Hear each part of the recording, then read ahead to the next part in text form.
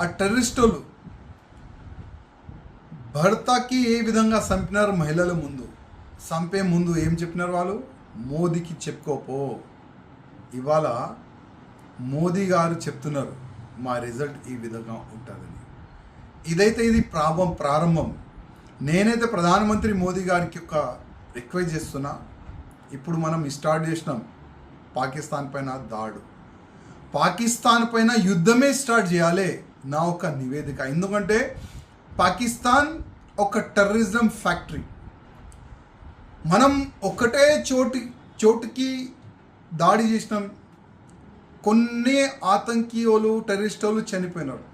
కానీ ఇవాళ ప్రతి ఒక్క పాకిస్తాన్ కోనలో టెర్రరిస్టులు తయారవుతున్నారు.